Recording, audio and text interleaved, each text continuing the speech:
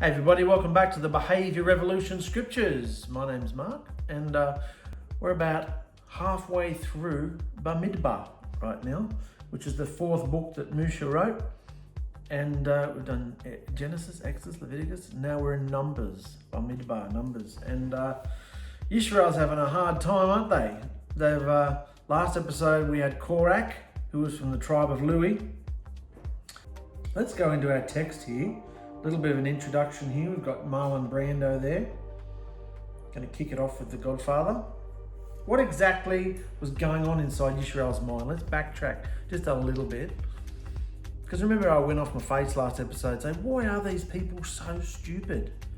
Why are they so, can't they say they want to obey Yahusha, and yet they don't believe a word he says.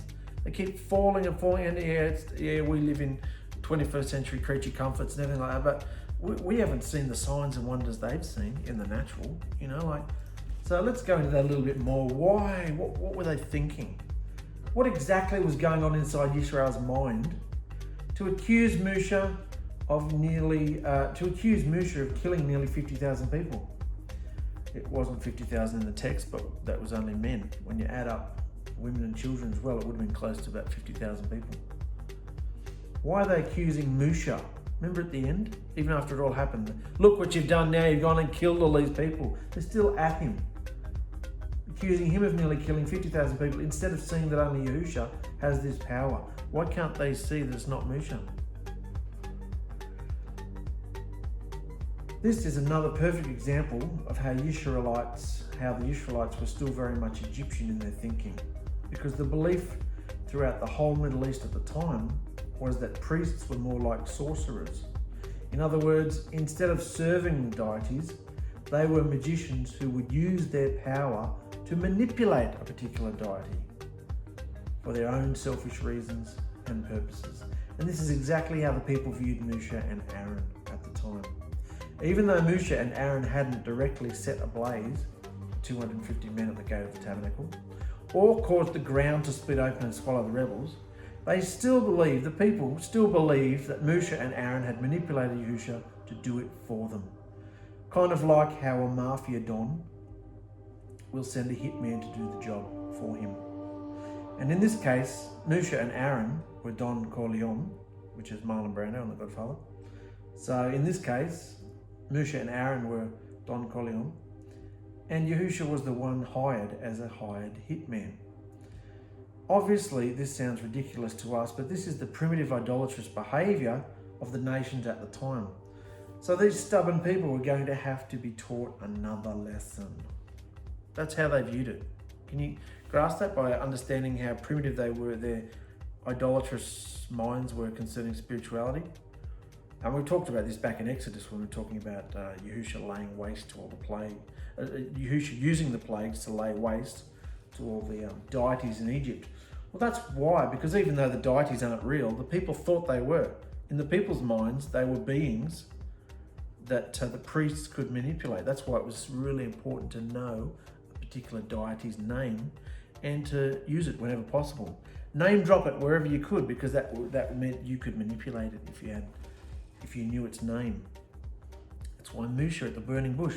What's your name? Who will I say sent them? Because you can't just say the Elohim sent it, because there's lots of Elohims apparently.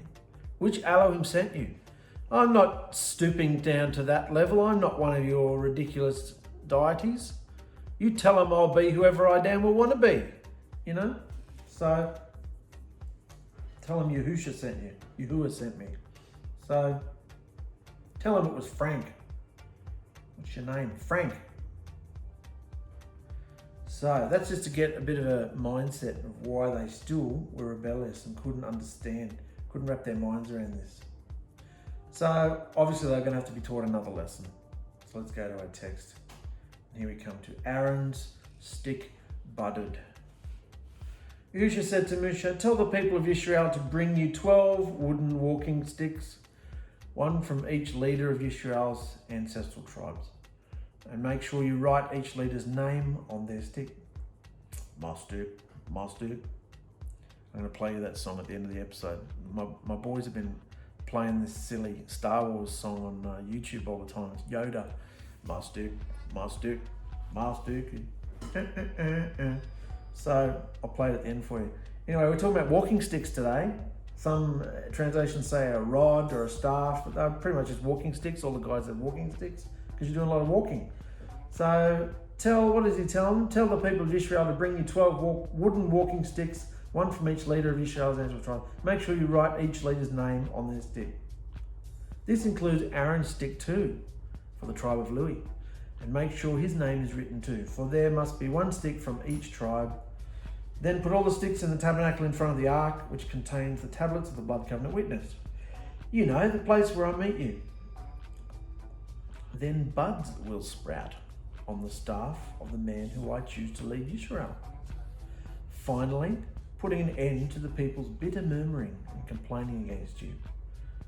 So they need some, instead of just believing, wasn't it enough that the ground opened up, that fire came and torched all the false priests? Wasn't that enough?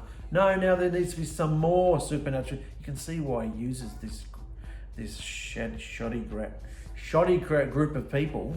You can see how he uses all these as types and illustrations to say, look, don't be like they all walked under the same cloud, all ate the same spiritual food, all wandered through the wilderness and I fed them and da-di-da-di-da. But don't be like them. Look what happened to them. Look what's happening to them. So now they need another sign to believe that I'm real. So take the 12 walking sticks plus one, because Aaron's stick for the tribe of Lewi. Take 13 sticks into the tabernacle, leave them overnight, and come back tomorrow.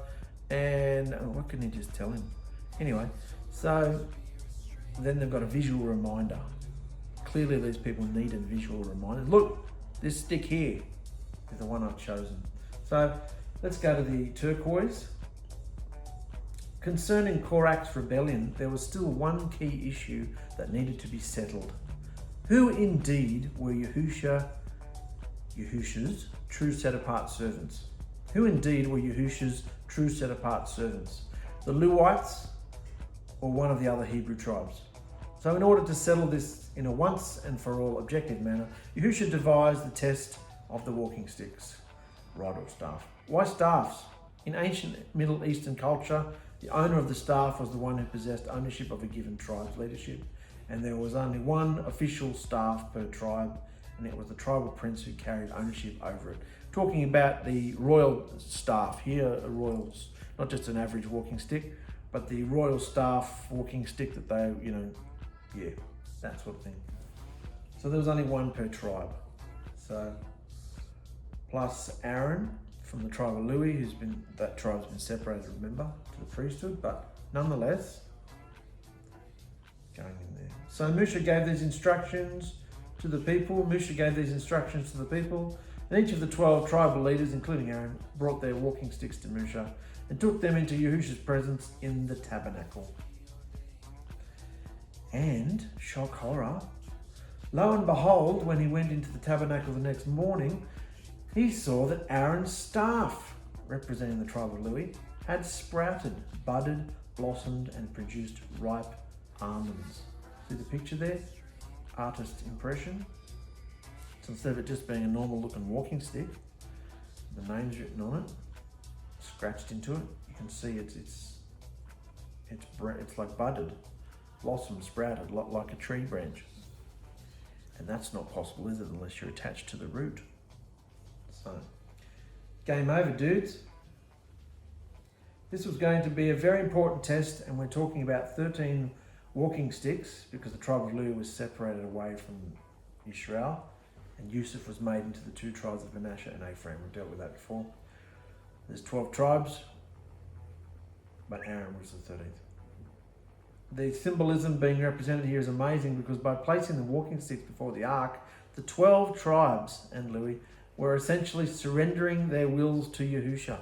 The 12 tribes were essentially surrendering, humbling themselves before Yahusha so that his decision and desire would be expressed to them. How do you get Yahusha's desire and will and voice and opinions and will? How do you get him in your day? You have to surrender yourself, humble yourself before him, cleanse out all the self so that he can come through the portal. So interesting seeds I'm throwing. Interesting seeds I'm throwing here because I'm going to pick it up later. Okay, and how exactly would he give them this decision? The tribal walking stick that sprouted, produced blossoms, and even fully formed almonds would be the tribe which Yahusha had chosen. And he did. Game over, dudes. It was Aaron's staff that budded, blossomed, and sprouted. So, Musha excitedly brought all the walking sticks out to show them to the people, and each leader took back his own staff. Then Yahusha said to Musha, "Go and put Aaron's staff next to the ark of the blood covenant witness permanently, as a reminder and warning to any rebels who should arise. And this should put an end to their complaints against me and prevent any further deaths." So Musha did. Then the people of Israel were cut to the heart, crying out to Musha, "Look, we're all doomed, we're dead, we're toast, ruined. Everyone who even comes close to the tabernacle of Yahuwah dies." What's the point then? It's hopeless. Are we all supposed to die out here like this? Why is the word doomed bolded up and underlined? Because last night when I was working on this, I realised, because I only worked on this one last night, and yesterday at lunchtime there was an article that came out about doomed, literally doomed. And when I read this and worked on this and looked through it, and I saw, because I look at all different translations. The BYNV I look at mainly, but I look at a few Americanized versions, a few colloquial. I look at different versions to see what they've done with them, read a few commentaries, and this word doomed kept coming up in a lot of the translations, and I liked it and I used it. So until I read the article on Facebook yesterday about doomed, I went, wow. So, which I'll tie in at the end. So Yahusha, out of the mouth 2 or 3 witnesses, is speaking to us today, which is so exciting to me.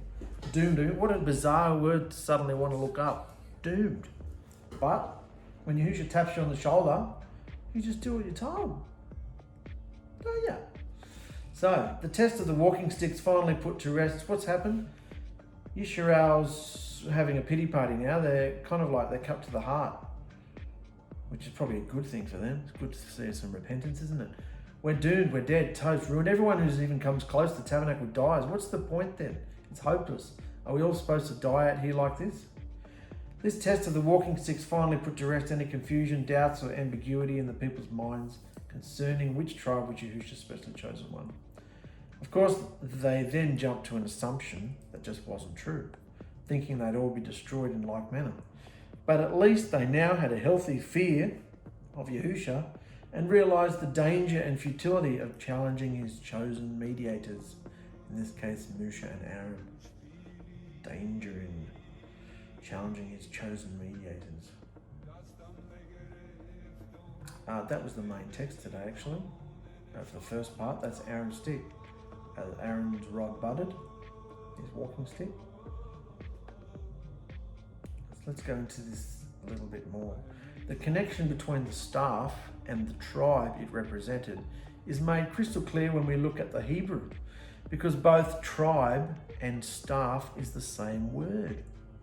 I didn't know that. Both tribe and staff is the same word. Matay or matar, a branch, a tribe, a rod, whether for chastising, throwing, walking stick, support of life, bread, rod, staff, tribe. See, it's all got tribe all through it. It's a rod, it's also a staff and a tribe.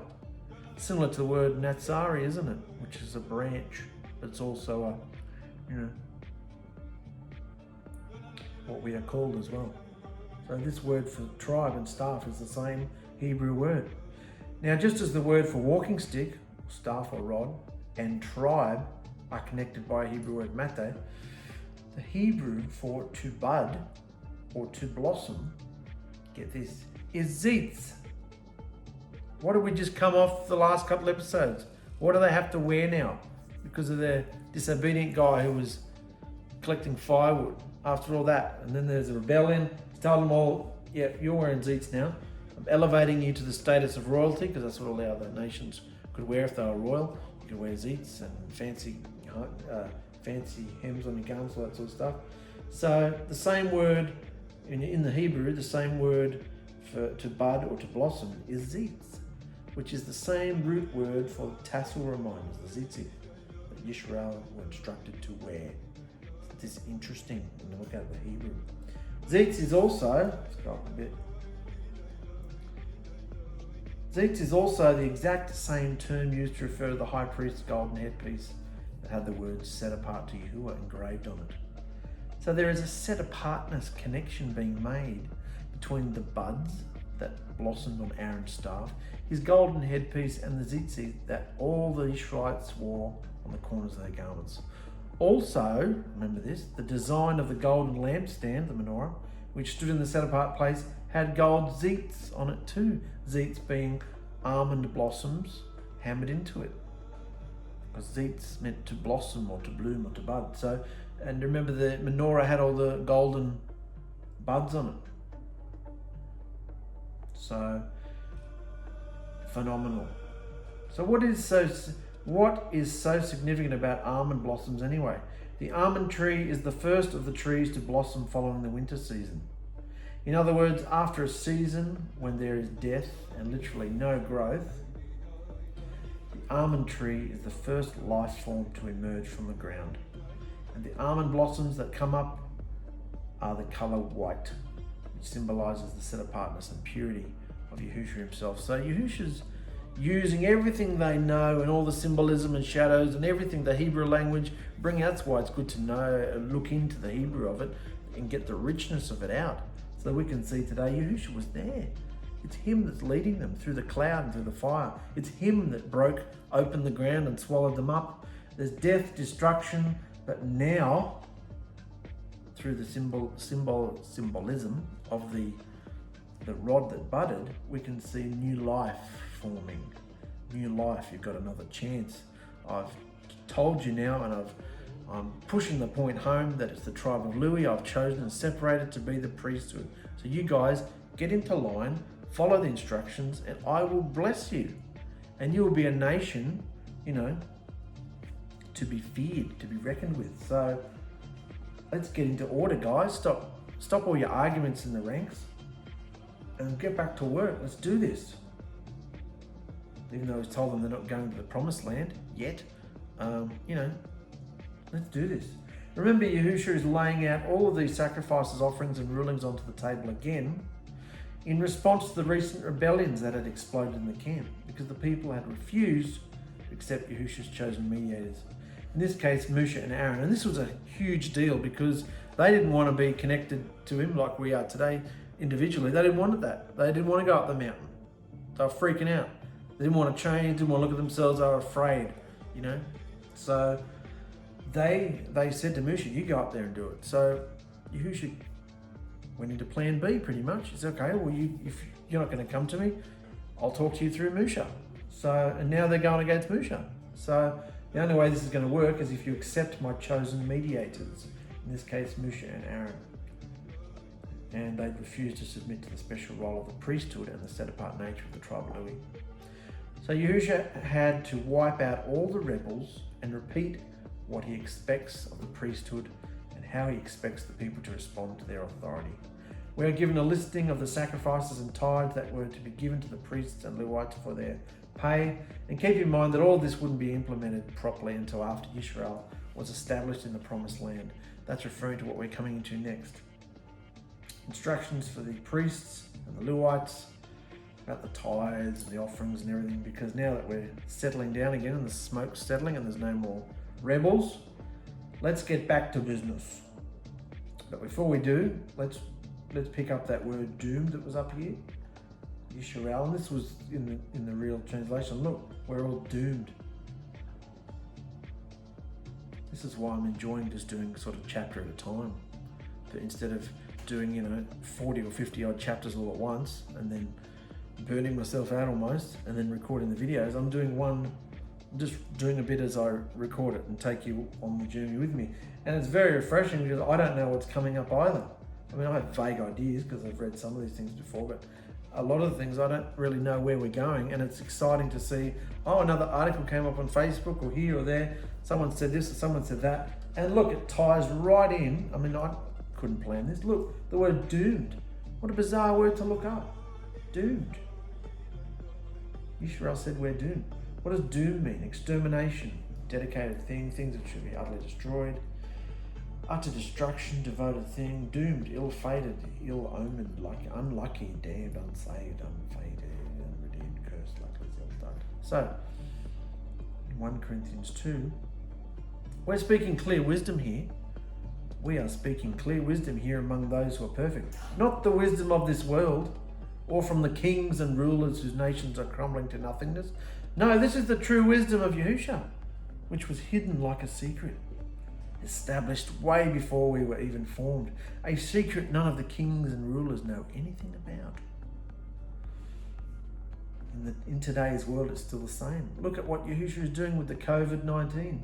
Every time man tries to bring his societies back to normal, his plans are shattered into a different direction. Yahusha is making his anger known to man, and is actually legally wrong to ignore the advice of his word. It's wrong. When Yahusha was immersed, an interdimensional portal opened and a dove-like apparition descended upon him, then entered his flesh. And from this moment on, the world would change, because the promised Ruach HaKodesh, set-apart spirit, was now among men, proving the words of Yahusha as truth. Only those who could see the way would follow Yahusha's example of immersion to receive his spirit. And after his death, another portal was opened and fire fell on the heads of his followers, who could do amazing miracles just as the Master did. Yahusha also revealed the Jews as fake freaks, calling them whitewashed tombs who lift up their shadow teachings and traditions as more important than the word of Yahusha. And it's still the same today. Yahusha warned believers that many would come after him, saying they were the Messiah. I guess we can see this in the Hindus, Christians, Muslims, etc., who claim that their way is the way of salvation. Are you saved? The wisdom of Yahusha is not available to the uninitiated, because the bride is chosen by Yahusha himself. The bride is chosen by Yahusha himself. She is also cleaned up and prepared by Yahusha himself to become his wife. How could we possibly think that we could stand on street corners trying to convert people in these last days? This behaviour is an abomination because of the danger and uncaring attitude. It's uncaring. What behaviour? Your behaviour has to be something different to theirs, which takes time. We don't want to waste time with people, do we? We just want to sow a seed and bugger off. People not living Yahusha's instructions today are in great danger of being doomed. Why would Yahusha want us to overcome the world and promise many blessings if we do? Men have set up their own wisdom, but the worldly man does not receive the things of the Ruach, of Yahuwah. For they are foolishness to him, and he is unable to know them because they are abstractly discerned. Abstractly discerned. That means you can't just read a textbook, you can't just read a commentary, you can't just read another man's opinion, Or you can do all those things, but to know Yahusha has to come from Yahusha. His truths are abstractly discerned. It's abstract. You can't just formulate it, It's abstract. So, in these last days, this is what is living all around us. Please don't be deceived. Abstractly discerned. That's amazing, that. You can't put him in a box. You can't just decide this is how he is and this is how he behaves and this is how he's going to be all the time and predict it. No, you've got to flow with him. Just like the wind comes and the wind goes and you don't know where it came from or where it's going, so is the ways of the Spirit. He said that to Nicodemus, didn't he? So, let's go into the jobs and support for the priests and the Levites. This is a bit of a reminder now that you've all settled down. You're happy? You're happy to face that I am the Elohim that brought you out of Egypt? You're happy to face that I've chosen Musha? I've separated the tribe of Levi, Aaron and his sons of the priesthood. Okay, you got it? Have I made my point clear yet? Or do I have to crack open the ground a few more times? Okay, you got that? Good. Moving on to the next order of business. This is how it's all going to operate. Yahusha said to Aaron, you, your sons, and your relatives from the tribe of Levi will be held responsible for any disobedient behavior going on in the tabernacle. However, only you and your sons alone will be responsible for the priest's behavior. So Aaron and his sons are responsible for the priests and what goes on in the priests. But they're also responsible, as well as the whole tribe of Lewi, for whatever behavior goes on within the tabernacle, inside or out. So bring your relatives from the tribe of Lewi to help you and your boys as you perform the special duties in front of the tabernacle of the blood covenant witness.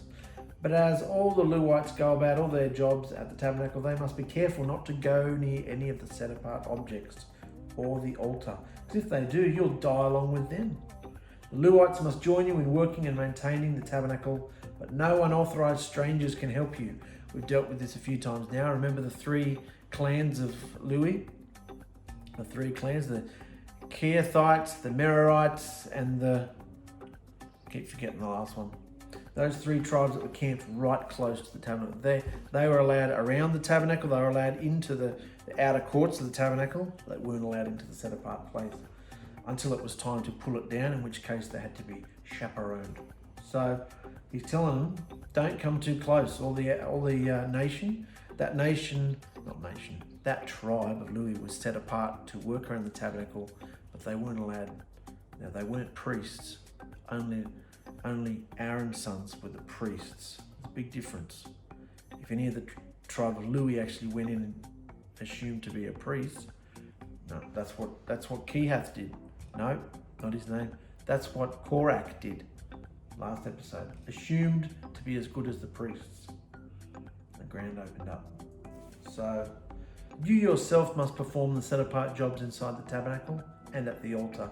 And if you follow these instructions, my anger will never again blaze against the people of Israel. For I myself have chosen your fellow Lewites from among the Israelites to be your special assistants. They are a gift to you, dedicated to me for serving in the tabernacle. But you and your sons, the priests, must personally handle all the priestly rituals associated with the altar and with everything behind the inner veil that covers the ark. For I am giving you the priesthood as your special privilege of service. Any unauthorized stranger who comes too near the tabernacle will be killed.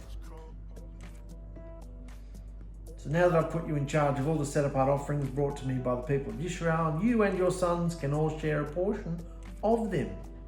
The offerings not burnt with fire, including the love grain, purifying and forgiveness offerings. So you must treat this food with respect, and all your males may eat them as a most set-apart offering. And all the special offerings that the Israelites lift up to me at the altar also belong to you, and both your sons and daughters as your permanent share, and any members of your family who are clean may eat them too. So it's basically saying, if you behave the right way and do the right thing, even though you're not getting any inheritance, all the offerings that Israel brings, there's 2 to 3 million people, all the offerings that Israel brings are yours too. A portion of it is for you and your food. So they're going to be looked after, aren't they? Gifts and food and probably a bit of money too. So I'm also giving you the harvest gifts brought by the people, the best of the new oil. So they're getting oil, new wine, grain as well as all the first fruits, as all the first crops of their land. And any member of your family who's clean can eat this food too. The firstborn of every mother, whether human or animal, that is offered to me will be yours too. But you must always redeem your firstborn sons and the firstborn of ceremonially unclean animals. Redeem them when they are 1 month old. We've dealt with all that. The redemption price is 5 pieces of silver. However, you may not redeem the firstborn of cattle, sheep or goats. They are set apart for me. So sprinkle their blood on the altar and burn their fat as a special gift and a pleasing aroma to me. The meat of these animals will be yours, just like the breast and the right thigh that are presented by lifting them up as a special offering before the altar. In fact, everything in Israel that is specially set apart for me also belongs to you. This is an eternal and unbreakable covenant of salt between me and you. Remember the covenant of salt? Salt was used to remind you of the blood covenant. This is an eternal and unbreakable covenant of salt between me and you, and it also applies to all your descendants. Talking about the priesthood, if the priesthood would have stayed obedient, they were partakers of all the blessings because of who they served. They were working so close to the portal, everything that was his was theirs as well. He shared with them. The food, the protection, the divine essence coming from the portal, his presence, was all theirs. What does that say to us today? We're kings and priests, aren't we? He shares everything that he knows with us before it happens. He shares the abundance of his booty, of his treasures, of everything that we can handle and can be trusted with. He looks after us, So, you priests will not receive, this is the only downside, which is not a downside because they're separated from the nation. So the other nations just get normal land. These guys they got a little bit of land, but they were being looked after and protected in a big way. You priests will not receive any land or a portion of property among the people of Israel, for I am your true portion and inheritance. Do you want some land, or do you want him? Do you just want earthly things, or do you want him as your true portion and inheritance? And as for the tribe of Lewi, your relatives, I'll compensate them for their service in the tabernacle, and instead of inheriting land, I will give them 10%, a tithe from the entire land of Israel. So from now on, no Israelite, except the priests or Levites, may approach the tabernacle.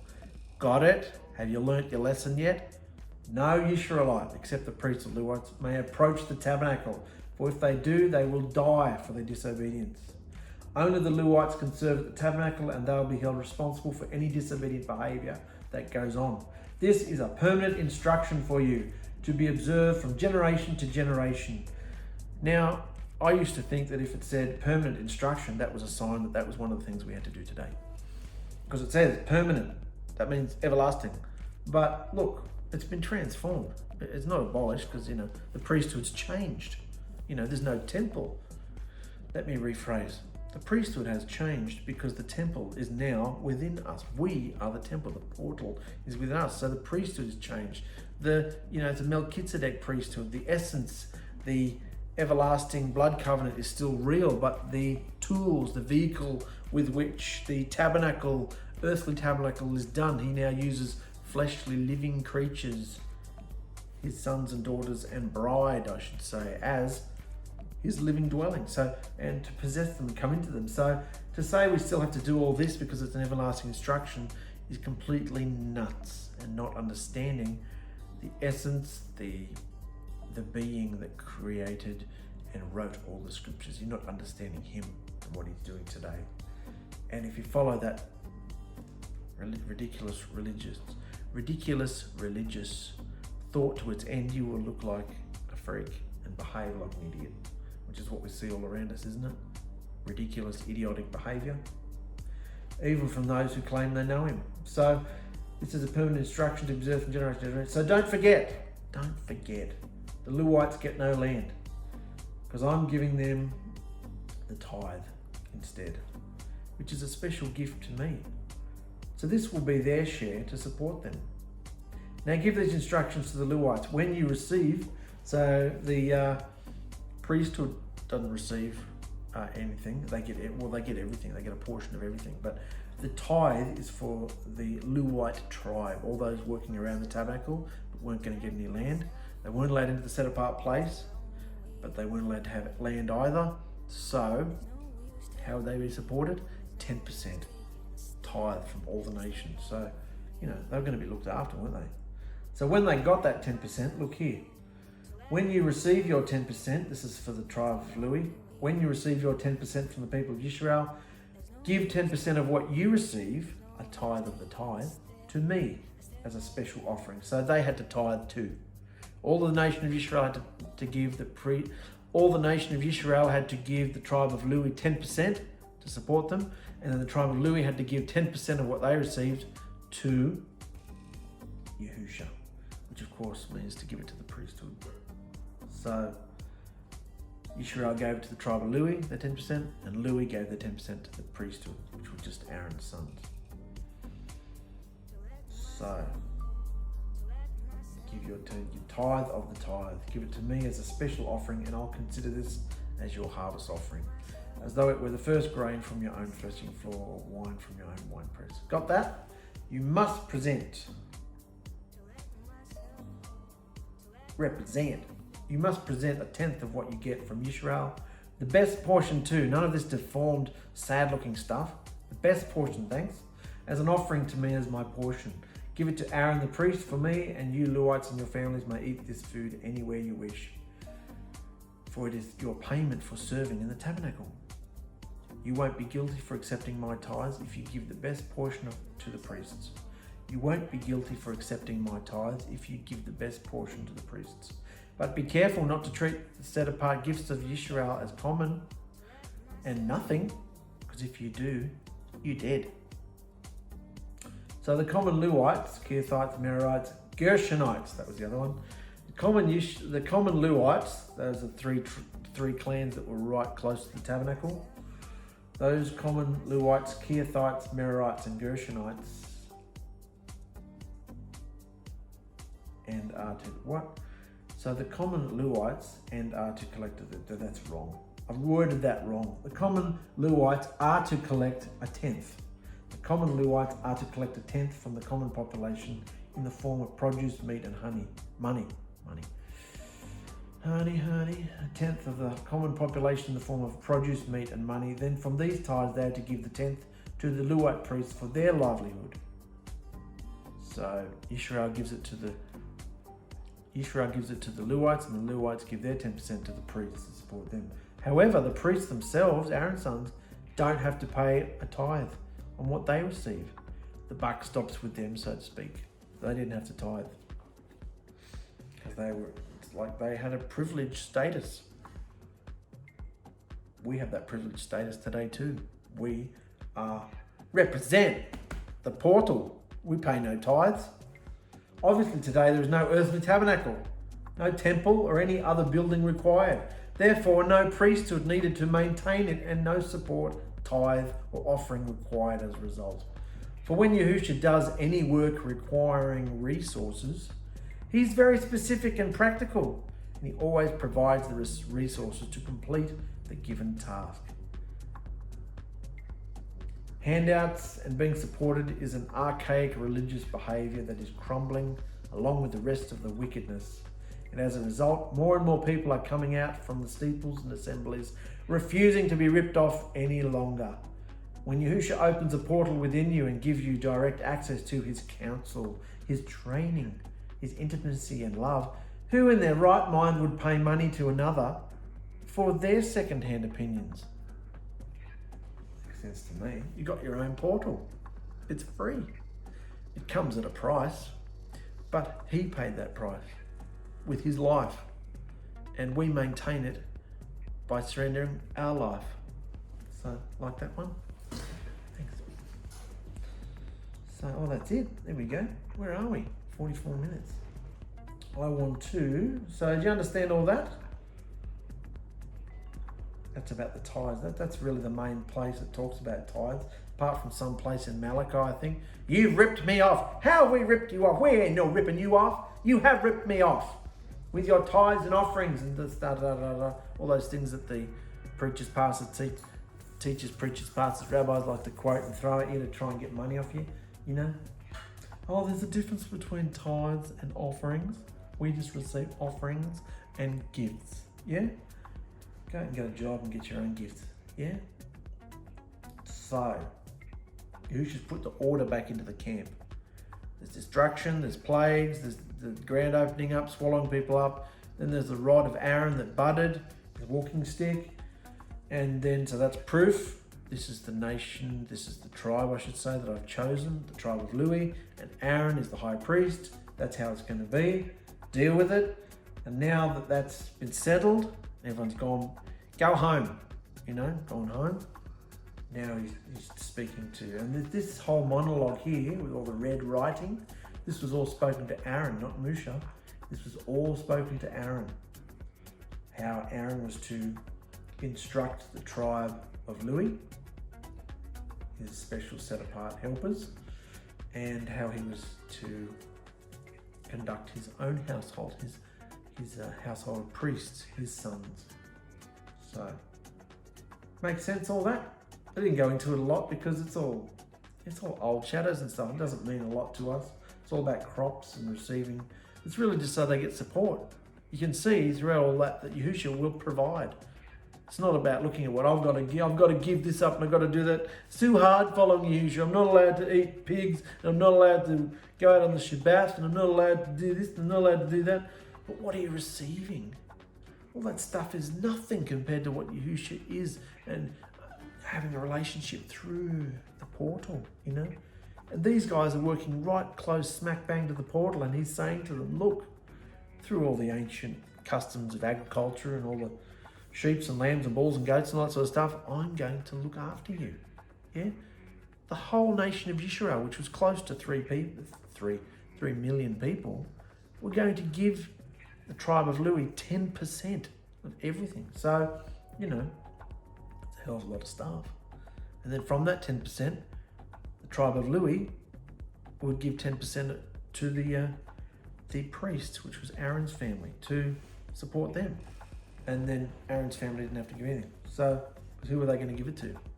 Yahusha is not, at this point anyway, a physical being. He didn't need to be fed. So it was all just to get everyone to behave the right way. So what I wanted to talk about now, further up the top there, we were talking about, let me go to it.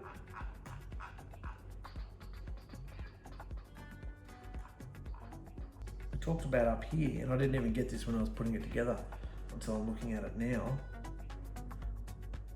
There was an article on Facebook today about being surrendering yourself and being humble.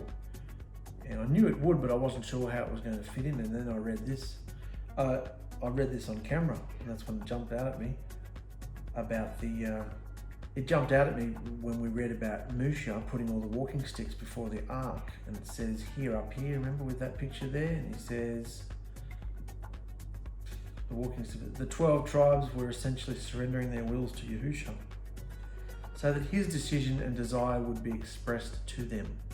How exactly would he give them this decision? The tribal walking stick that sprouted, produced blossoms, would be the tribe which Yahusha had chosen. So now I want to go to, it's so fresh I haven't even put it in this document, it's in a different one.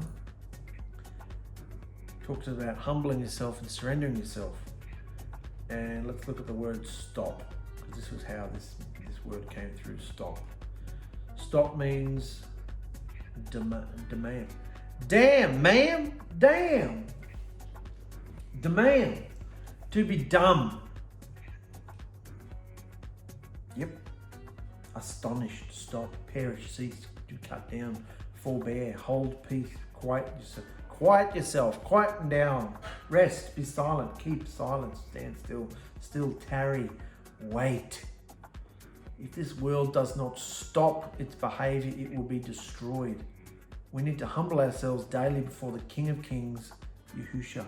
Humble yourself, get down. Stop behaving how you think you're allowed. You've got rights. I've been on this earth 20, 30, 40, 50, 60, 70, 80 years. I've been on this earth. I've established who I am. I've collected certain rights to behave how I want. No, that's got to go. You surrender all that. And you wait, you go into the portal, come out with fruits, you behave how he wants us to behave. And in James 4, so then subject yourselves to Elohim. Resist the devil and he shall flee from you. All you have to say is no. Resist the devil. Stop. That's what you say to him. Stop. Resist the devil and he will flee. Draw near to Elohim and he shall draw near to you. Cleanse hands, sinners, and cleanse the hearts, you double-minded. Lament and mourn and weep. Let your laughter be turned to mourning and your joy to dejection.